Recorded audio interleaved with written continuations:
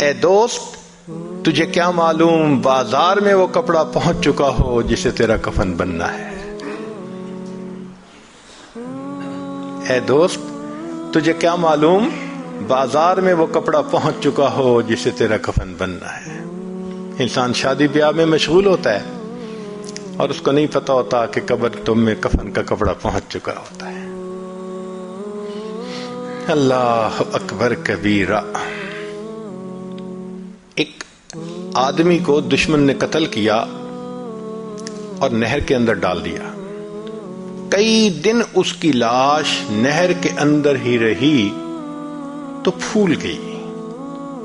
ایسی پھول گئی کہ جب اس کو نکالا گیا تو پتہ نہیں چلتا تھا کہ یہ کون ہے کون نہیں. پہچاننا مشکل تھا. یہ بھی پتہ نہیں تھا کہ کس شہر کا ہے. چنانچہ پولیس نے کاغذی کارروائی کر کے جو قریب بستی تھی اس کے عالم کو کہا کہ بھائی آخر مسلمان ہے، آپ اس کو نہلا دیں، کفنا دیں اور دفن کر دیں، ہمیں تو اس کے وارث کا کوئی پتہ نہیں. لو جی، امام صاحب نے بستی والوں کو کہا کہ لوگوں نہلا تو میں دوں گا، میرے پاس کفن کے پیسے تو نہیں ہیں، تو کفن کے پیسے دو. دیہاتی علاقوں میں لوگوں کے پاس کھانے پینے کے لیے چیزیں تو ہوتی ہیں، سپینڈنگ کیپیسٹی نہیں ہوتی، کیش نہیں ہوتا. انہوں نے کہا مولانا اعلان کر دو مسجد میں. بستی میں اعلان ہوا، لوگوں لاوارث نعش ہے، کفن خریدنا ہے، اس کا چندہ کرو. کوئی 5 روپے لایا، کوئی 10 روپے لایا. آدھا گھنٹہ اعلان ہوتا رہا لاوارث نعش، اور پھر جا کے پیسے پورے ہوئے تو اس کو کفن دے کے اس کا جنازہ پڑھا کے اس کو دفن کر دیا گیا. پولیس اس کی تفتیش میں تو لگی ہوئی تھی. 3 مہینے کے بعد کیس کی حقیقت کھلی تو پتہ چلا کہ وہ ایک علاقے میں ایک پورے گاؤں کا نمبردار تھا اور اس کی 4 مربع زمین تھی جس میں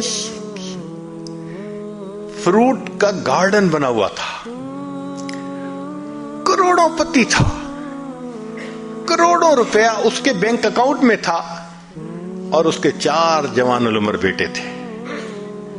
4 بیٹے ہیں، کروڑوں پتی ہے، بینک میں کروڑوں روپیہ ہے، لیکن اس کو کبھی پتہ نہیں تھا جب میں مروں گا میرے کفن کے لیے آدھا گھنٹہ چندہ کیا جائے گا.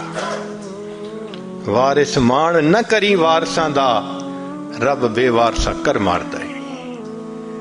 فرماتے ہیں کہ اے وارث تو اپنے وارثوں کا مان نہ کرنا، اللہ تعالیٰ کبھی کبھی بندے کو لاوارث کر کے مار دیا کرتے ہیں. کیا پتہ کس حال میں موت آئے.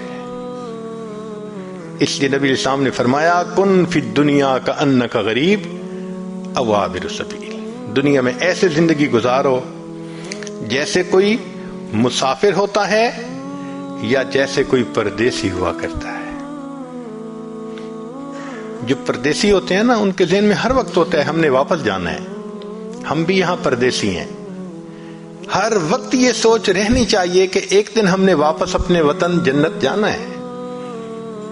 مگر غفلت آ جاتی ہے، اور غفلت بھی کیسی کہ بندے کو مرنا یاد ہی نہیں.